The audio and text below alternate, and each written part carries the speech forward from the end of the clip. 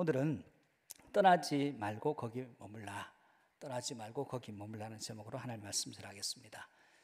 젊은 이집트의 부부가 너무 금술이 좋아요. 그런데 아들과 두 딸이 있는 세 남매를 두고 있는 그런 부부인데, 남편이 의사입니다. 의사인데 아내가 암이 걸렸어요. 가정의 위기가 찾아왔습니다. 그래서 이 아내를 치료하려고 했더니 이집트에서는 어떻게 할 수 있는 방법이 없었어요. 그래서 프랑스의 유명한 대학에 가서 수술 받기로 결정하고, 비용이 많이 드니까 집도 팔고 차도 팔고 다 팔았습니다. 주변의 사람들이 그렇게 하지 마라, 앞으로 살아야 되는데 이집트에서 치료해라 했는데, 그러지 않고 난 아내를 살려야 되겠다는 일념으로 갔는데 수술이 잘 됐어요. 너무너무 잘 돼서 기쁜 소식이 이집트로 전해지고, 드디어 이제 수술 받고 완치의 가능성이 보인다, 그런 기쁜 소식을 가지고 돌아오는데 공항에 세 남매가 마중을 나갔습니다. 출발은 했는데 카이로 공항에 도착하지를 못했어요. 중앙에 오는 동안에 그 비행기가 MS-804라는 편인데 추락을 했습니다. 그래서 졸지에 이 세 아이가 고아가 됐어요. 이들에게 왜 이런 일이 났을까요?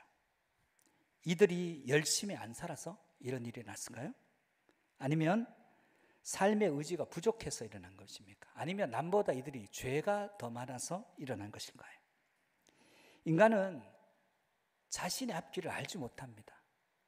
근데 알고 있다고 착각할 뿐입니다. 우리는 우리 인생을 통제하지 못해요. 우리의 인생은 우리에 의해서 좌우되는 것이 아닙니다. 엄밀히 아니면서는 우리의 인생은 하나님께서 우리의 삶을 돌보시고 인도해 가시는 거예요. 야고보서 4장 13절 14절 말씀에, 들으라, 너희 중에 말하기를 오늘이나 내일이나 우리가 어떤 도시에 가서 거기서 1년을 머물며 장사하여 이익을 보리라 하는 자들아, 내일 일을 너희가 알지 못하는도다. 너희 생명이 무엇이냐? 너희는 잠깐 보이다가 없어지는 안개다 말씀합니다. 하나님 없는 계획 부질없다는 거예요. 우리 인생이 우리에게 좌우되지 않다고 해서 그러면 우리 존엄성이 사라집니까? 훼손됩니까? 그렇지 않습니다. 우리가 할 수 있는 일은 우리가 하면 됩니다. 우리가 할 수 없는 일은 하나님께 맡기면 되는 것입니다. 우리가 해야 될 일을 우리가 하지 않고 하나님이 해야 될 일을 우리가 하려고 할 때 거기에는 억지스럽고 거기에 무리가 따르게 되더라는 거예요. 성도는 있어야 될 삶의 자리와 위치가 있습니다. 연못에 비단 잉어가 헤엄치고 있습니다. 얼마나 보기가 좋아요. 비단 잉어가 헤엄치고 있는 모습을 보는 것들은 기쁜 일입니다. 근데 그 비단 잉어가 우리 집 침대 거실에 와 있다 그러면, 치우지 않으면 하루만 지나면 냄새가 나기 시작하더라는 거예요. 그래서 더러움이라는 것은 자기 자리를 떠나는 거예요. 우리는 뭘 더럽다, 추하다 하는데, 추한 것은 있어야 될 자리를 떠날 때 그것을 추하다고 얘기합니다. 인간은 우리 인생의 앞길을 알지 못합니다. 인간은 하나님 떠나면 안 되는 거예요. 하나님 떠나면 죽는 거예요. 선택은 하나님과 함께 하든지 하나님을 떠나든지 선택은 우리가 하는 거지만 그 책임은 온전히 우리가 받아야 된다는 사실입니다. 그러므로 오늘 룻기를 통해서 우리가 있어야 될 자리에서 무엇을 해야 되는지를 배울 수 있기를 바랍니다. 첫 번째, 인생의 위기가 다가오면 자리를 지켜야 한다는 거예요. 그 자리를 지켜야 된다는 거예요. 오늘 본문의 사건은 엘리멜렉이라는 사람이 베들레헴에 있는데, 이 베들레헴에 있는데 흉년이 들었어요. 그래서 아내가 나오미인데, 나오미 그리고 말론 기르는 아들 데리고 모압으로 피신 가는 이야기입니다. 피신을 가서 거기서 어떤 결과를 받냐? 완전히 가정이 망해버립니다. 남편 죽고 두 아들 죽고 그다음 며느리들만 둘 남는 그런 상황, 실패한 상황이에요. 그런데 하나님께서 반전을, 그 무너진 가정을 통해서 반전을 일으킨 사건이 룻기의 사건이에요. 리더는 굉장히 중요합니다. 개미들의 리더도 중요하죠. 개미가 리더할 때 페로몬이라는 물질을 내보낸대요. 그러면 뒤에 있는 개미가 그 페로몬 냄새를 쫓아오는데, 앞에 선 개미가 길을 잃으면 제자리를 뱅글뱅글 돌다가 그 페로몬 냄새를 다 묻히고 다니는 거예요. 그러면 방향을 못 잡는 개미들은 그 페로몬 냄새에 뱅글뱅글 돌다가 개미 효리처럼 치다 거기서 다 죽더라는 거예요. 여러분, 앞서가는 사람들은 분명한 기준을 가지고 이끌어가야 됩니다. 가정을 이끌어가는 가장들은 삶에 분명한 원칙과 기준이 있어야 됩니다. 중구난방으로 이끌어가는 게 아니에요. 교회의 리더도 마찬가지예요. 국가의 리더도 분명한 기준이 있어야 됩니다. 흉년이 들었습니다. 인생을 살아가면서 하나님을 섬기는 사람에게 흉년이라는 불행이 왔습니다. 그러면 그 땅이 어떤 땅인지를 살펴야 됩니다. 출애굽기 3장 8절에 보니까 내가 내려가서 그들을 애굽인의 손에서 건져내고 그들을 그 땅에 인도하여 아름답고 광대한 땅, 적과 꿀이 흐르는 땅, 곧 가나안 족속, 헷 족속, 아모리 족속, 브리스 족속, 히위 족속, 여부 족속의 지방에 데려가려 하노라. 이 베들레헴, 가나안, 하나님 주신 땅이에요. 그 하나님 주신 땅에 흉년이 들었으면 생각해 봐야 되는 거예요. 왜 이런 일이 일어났는가? 중요한 것은 그때 내가 어디에 무엇을 하고 있냐가 중요합니다. 고난이 우리에게 왔을 때 그때 내가 어디에서 무엇을 하느냐가 중요합니다. 여러분, 간증, 지난 우리 토요일에도 은혜로운 간증을 들었습니다. 간증은 뭡니까? 간증이라고 하는 것은 어려움을 버티고 견디고 그 자리를 지켜서 하나님의 은혜로 극복한 이야기입니다. 자리를 도피하거나 떠나서는 간증할 수도 없어요. 남의 간증만 듣는 인생이 되더라는 거예요. 여러분, 때로는 우리 심령에 도망가려고 하는 마음들이 많습니다. 어려움이 오면 도망가고 좋은 자리 찾아가고, 그래서 인생이 풀리지 않습니다. 믿음도 마찬가지입니다. 어려움이 오면 극복하고 맞닥뜨리고 극복해서 어려움 오기 전보다 더 나은 사람이 되어가는 것이 성도의 삶입니다. 사랑하는 여러분, 고난 올 때 도망가지 말고 그 자리에서 믿음으로 이기고 승리하는 인생 되시기를 축복합니다. 두 번째, 모든 고난에는 이유가 있더라는 거예요. 1704년에 독일의 베냐민 슈몰크라는 목사님이 먼 곳으로 신방을 갔어요. 먼 곳에 시간이 걸려서 신방을 갔다 오니까 집으로 돌아왔는데 자기 집이 있어야 될 자리에 갑자기 집이 안 보여요. 집이 안 보이고 여기저기서 집은 온 데가 없고 거기서 여기저기서 연기만 모락모락 올라오고 있습니다. 너무 충격을 받아서 그 자리에서 아들 형제를 남겨두고 갔는데 그 형제의 이름을 목 놓아 부르는데 대답이 없어요. 그 잿더미 속에서 새카맣게 서로 부둥켜 안고 불타 죽은 두 아들의 시신을 앞에 두고 하나님 앞에 무릎을 꿇습니다. 그리고 기도합니다. 그때 하나님께서 그의 마음에 말할 수 없는, 두 아들이 죽었는데 말할 수 없는 위로를 주세요. 이게 이해가 됩니까, 여러분? 그 위로와 은혜를 받고 지은 찬송시가 있습니다. 그게 찬송가 549장이에요. 내 주여 뜻대로 행하시옵소서. 온몸과 영혼을 다 주께 드리니 이 세상 고락간 주 인도하시고 날 주관하셔서 뜻대로 하소서. 내 주여 뜻대로 행하시옵소서. 큰 근심 중에도 낙심케 마소서. 주님도 때로는 울기도 하셨네. 날 주관하셔서 뜻대로 하소서. 내 주여 뜻대로 행하시옵소서.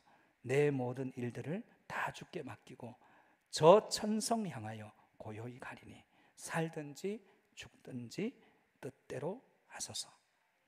히브리서 2장 18절 말씀에 그가 시험을 받아 고난을 당하셨은즉 시험 받는 자들을 능히 도우실 수 있느니라.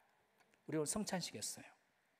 이 성찬식은 주님은 죄가 없으신데 죄가 없으신 인간의 부모의 형태가 아니라 동정녀를 통해서 남자를 알지 못하는 그 특별한 방법을 통해서 이 땅에 오신 그 독종자 예수 그리스도께서 우리 죄를 위해서 대신 지시고 죽으신 거예요. 그 사건을 기념하고 기억하는 거예요. 그러면 가장 존귀하신 그분이 가장 낮은 곳에서 처참하게 가장 비참하게 죽으시면서 우리의 마음을 이해 못하겠다는 거예요. 어떤 비참한 자들, 이 세상에 존귀한 자도 있잖아요. 존귀한 자의 마음을 존귀해 보지 않는 사람들이 이해 못해요. 하나님은 그 두 부류를 다 이해하시는 거예요. 인간을 다 이해하시는 거예요. 그 아들이 죽은 그에게 온전한 위로는 십자가를 지고 처절하게 죽으신 그분만이 하실 수 있는 거예요. 그 말씀이에요.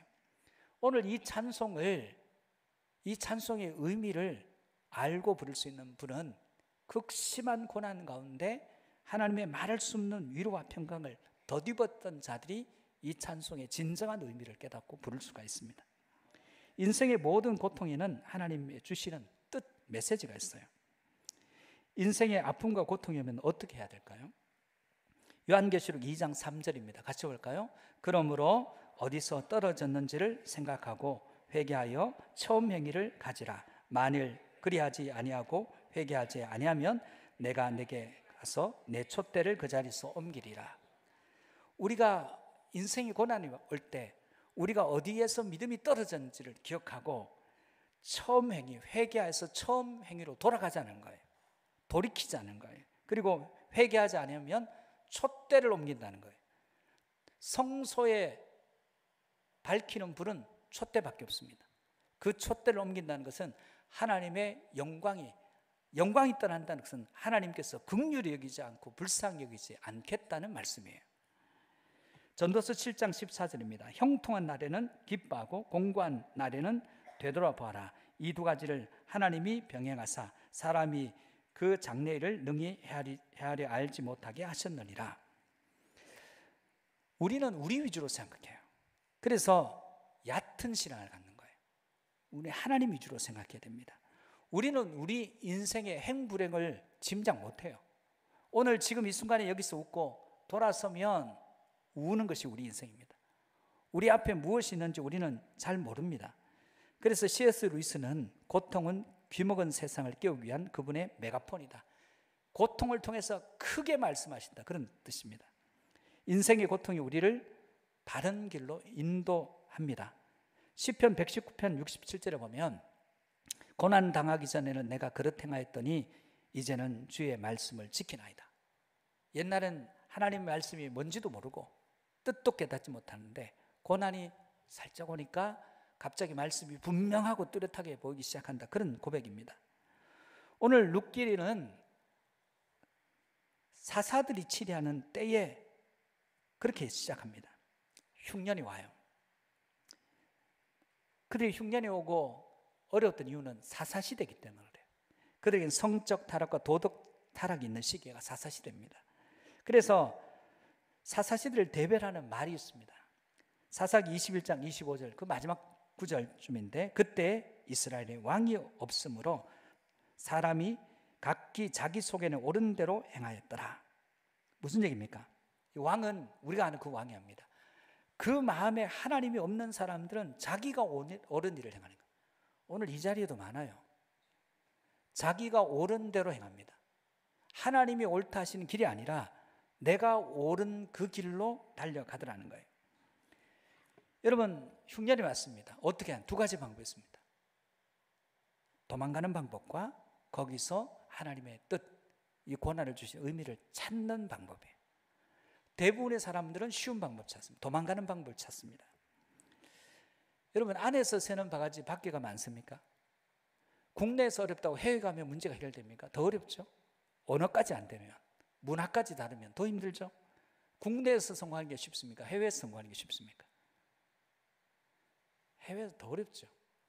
장소를 옮긴다고 되는 문제가 아니라는 거예요. 그런데 엘리멜렉은 장소를 옮기면 되는 줄 아는데 가서 완전히 망해버렸어요. 고통을 피하려고만 해서는 안 됩니다. 고통을 이길 생각을 해야 돼요. 그걸 극복할 생각을 해야 됩니다. 그 고통을 극복하는 장소가 모압이에요. 모압은 가서는 안 되는 땅입니다. 신명기 23장 3절에 6절입니다. 암몬 사람과 모압 사람은 여호와의 총에 들어오지 못하리니 그들에게 속한 자는 10대뿐 아니라 영원히 여호와의 총에 들어오지 못하리라. 내 평생에 그들의 평안함과 형통함을 영원히 구하지 말지니라. 땅은 거기가 더 좋아요. 이스라엘 땅은 1년에 비가 오는 날이 한두 달밖에 안 돼요. 거기는 강수량이 풍부해요. 좋은 땅이라는 거예요. 좋은 땅이 어떤 땅입니까?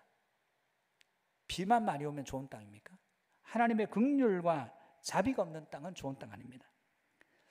여러분 그 이스라엘 베들레헴에 흉년이 왔습니다. 엘리멜렉이 도망갔어요. 사울 왕이 다윗을 죽이려 합니다. 다윗도 도망갔습니다. 근데 다윗은 좀 달라요. 여러분, 사울의 낯을 피했을진 모르지만 다윗은 하나님께로부터 도망가지 않았습니다. 엘리멜렉은 하나님께로부터도 도망갔어요. 다윗이 가장 어려울 때 다윗의 시편이 11편 1절입니다. 같이 한번 볼까요? 같이 보겠습니다. 시작.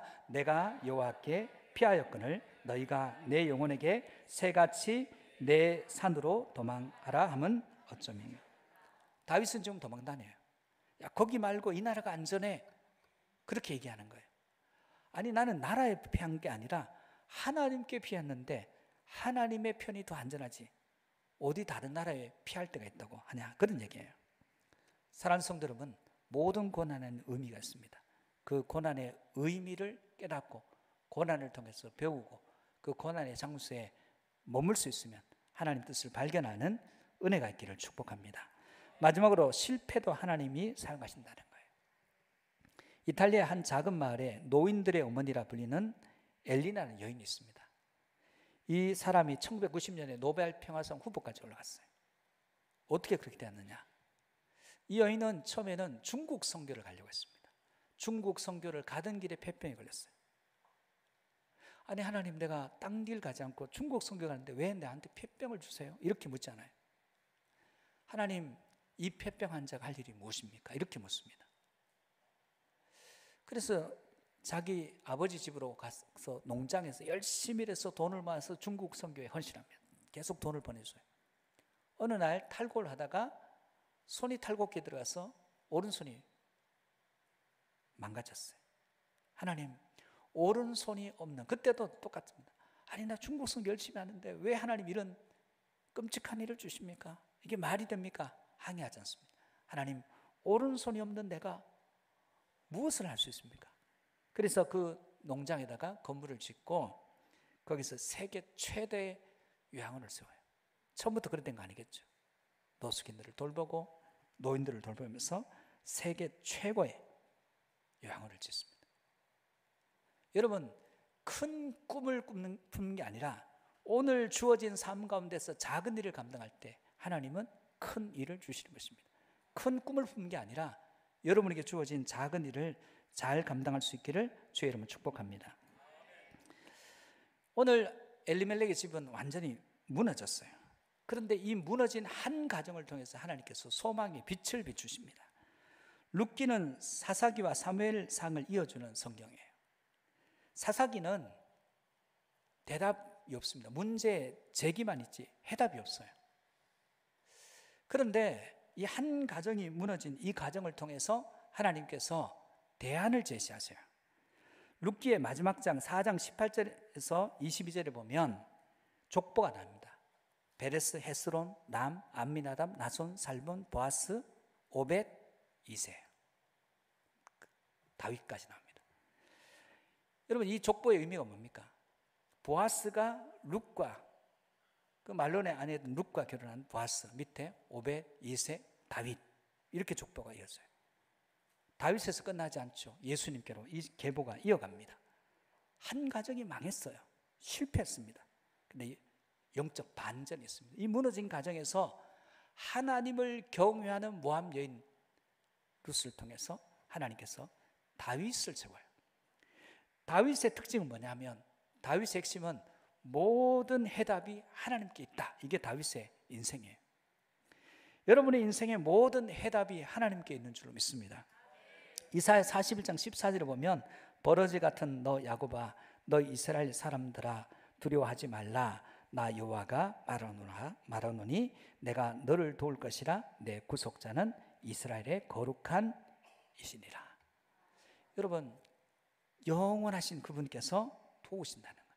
그래서 한 가정이 실패했는데 그 실패한 가정을 들어서 다윗을 세우시고 다윗을 통해서 예수님을 우리에게 보내주시는 것입니다. 여러분, 우리에게 끊임없이 고난이 밀려와요. 도망가지 마세요. 도망가면 못 배웁니다. 그리고 그 고난의 의미를 찾으세요. 하나님 나한테 왜 이러십니까? 아니라 하나님 이 꼴로 제가 뭘 하기를 원하십니까? 이 상황에서 무엇을 하기를 원하십니까? 기도하시기 바랍니다. 그때 여러분이 때로 실패했더라도 그 실패의 자리에서도 여러분이 일으켜서 오늘 하나님께서 사사기 그리고 사무엘상을 이어가는 그 해답으로 룻기를 주셨듯이 여러분을 통해서 많은 사람들께 인생의 해답을 주는 진리의 이정표로 여러분들을 굳게 세워주실 것을 믿습니다.